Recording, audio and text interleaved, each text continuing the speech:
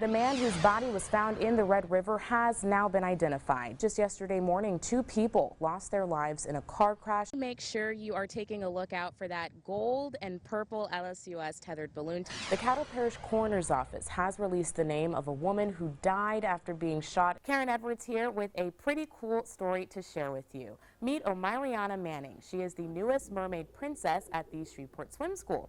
All right, it looks like we're having some problems with our audio, but yeah, there are several health officials across the state that will be offering free flu shots, and we're going to have that information for you on our website, arklatex-homepage.com. 8 competitors were named co-champions of the, did I read that right? 8 competitors were 8 co-champions of the 2019 Scripps National Spelling Bee.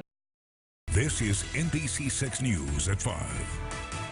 Good evening. I'm Karen Edwards. Dan and Jackie Jovic are on assignment. We'll be hearing from them a bit later in our show, but for now, we are expecting some severe storms to be rolling into the Arklatex. Chief Meteorologist Todd Warren standing by in the forecast center, keeping you weather ready. Todd? All right, Todd, thank you. Now, with heavy rains expected later this week, the Caddo Parish Sheriff's Office is encouraging livestock owners to get ready to move cattle to higher ground along 12 Mile Bayou. As you can see in these images shared on the Sheriff's Office Facebook page this afternoon, pastures along the bayou are already starting to flood. Meanwhile, in Bossier Parish, property and boat owners on Cypress Lake and Black Bayou are being urged to secure or remove all boats from boathouses immediately. Officials warn there's a chance the lakes will be closed to boat traffic by Thursday afternoon. Turning now to an update, the man whose body was found in the Red River has now been identified. The Caddo coroner saying 49-year-old Nathaniel Cozart is the man whose body was found yesterday just before noon and taken to Ochsner LSU Health for an autopsy. His death still under investigation. A Shreveport man behind bars tonight charged in the death of his 7-year-old stepson. 33-year-old Robert Russell was arrested last night, charged with second-degree murder.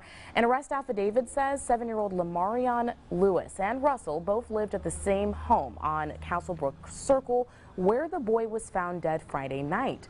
Police have not yet explained how he died. Russell's bond set at $750,000. Continuing coverage now, Louisiana rapper Mystikal back in court today, and his trial date has been pushed back yet again. The last time Michael Tyler was in court, his legal team and the prosecutor agreed to move the trial to August. The trial date has now been moved to November 18th due to a schedule conflict with the lead investigator. Tyler was behind bars for 18 months in connection to first-degree rape and second-degree kidnapping charges. He was able to post a $3 million bond in February. Somebody told me the wheels of justice turn kind of slow around these parts, but they turning though. So at least they turning. I'm always gonna be upbeat. I'm gonna stay positive about any kind of situation, you know. Now today, prosecutors told the judge the alleged victim says she does not have any intentions of showing up to court for hearings or trial. On to another investigation now. Shreveport police need your help identifying suspects accused of setting a home on fire. This footage was found showing men pouring liquid on the house and vehicle. Gas station video also shows them purchasing containers of gasoline that night. If you have any information on these suspects, call Crime Stoppers. NBC6 is your local election headquarters. Congressman and candidate for governor Ralph Abraham hit Shreveport today. As guest speaker for the Caddo Republican Party's luncheon, Abraham talked about his plans if he wins the election. Now, I sat down with him this morning for a one-on-one interview about his campaign. Here's what he wants voters to know. We're here to listen, that we're with them, that we understand the trials that they are going through with these crazy high taxes, the regulations, the things that are suppressing jobs and suppressing businesses. We understand, and we're going to help them. Now, Congressman Abraham is part of a debate with other candidates, incumbent Democratic Governor John Bel Edwards and Republicans Eddie Rispone and Gary Landrieu. The statewide debate is September 19th at 7 p.m. It'll air right here on NBC6 and arklatex-homepage.com. Also, at today's Caddo Republican Party luncheon, Caddo Parish Commissioner Mike Middleton announcing he won't be running for re-election in the fall.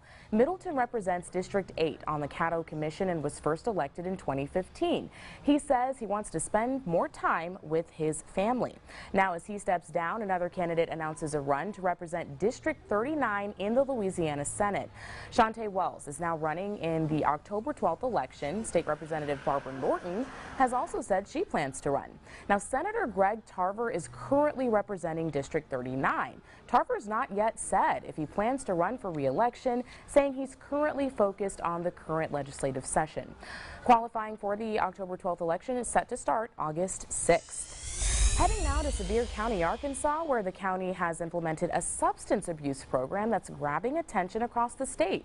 The program has a 70% success rate so far. NBC6's Heather Wright has more. Now, it's estimated the program has saved the state $1.5 million because fewer inmates are being transferred to state prisons. Turning now to a Community Matters report, the Community Foundation of North Louisiana reminding you that a very special annual event is happening right now. The 6th annual Give for Good is proven to be successful. Last year, the Community Foundation of North Louisiana raised more than $1.86 million. And on this Give for Good Day, our very own Dan and Jackie Jovic are giving their time to benefit the Salvation Army of Northwest Louisiana. They're live from the first ever Night at the Shelter event at the Merkel Center of Hope. Hey guys, what's going on over there tonight? All right, Dan and Jackie, thanks so much. Looking good out there. As he said, we'll be checking back in with them at 6 o'clock.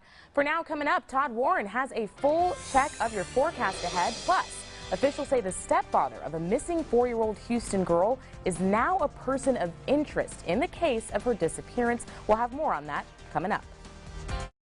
Stop the race baiting, the things that you're doing. For you to have something that only symbolizes one person. Emotions high for some when asked about the Caddo Confederate Monument.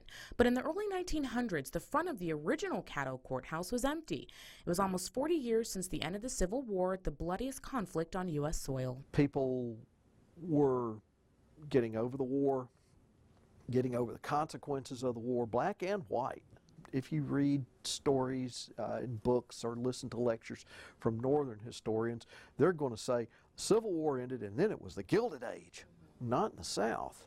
LSUS professor and historian Dr. Gary Joyner has spent much of his career studying the Civil War. He says the local monument's part of a movement that swept much of the country to preserve the memory of Confederates who died in battle. You have to remember that the context of this is that this is 35 years after the war. Many of these veterans are still alive. In 1896, about 25 to 30 local women joined that movement, forming Chapter 237 of the United Daughters of the Confederacy. Through public and private donation, they were able to hire famous sculptor German immigrant Frank Teich. The monument, made of granite and marble, includes the busts of 4 famous Confederate generals. It cost $10,000, about $275,000 in today's money. And Chapter 237 says the monument's less about the 4 Confederate generals and more about the soldier atop the 30-foot statue. Think of it as an abstract pyramid and he's at the top. So he's the one that's being honored. The generals below him are there because they're recognizable, but the monument does not honor them. Greek muse Clio also featured, writing in the book of history, highlighting the important role women played at a time when they had fewer rights. The ladies that did it didn't have the right to vote. They didn't have the right to own land unless there was a co-signer of a father or a brother or a husband. Archival photos show a crowd at the 1906 unveiling, celebrated by some during an era marked with inequality and violence nationwide. We were at the period known as the Native period, which is the lowest point in black America's after post-Reconstruction on to where we were lynched. During that period, southern states, there was, if not state-sponsored, state looking the other way terror.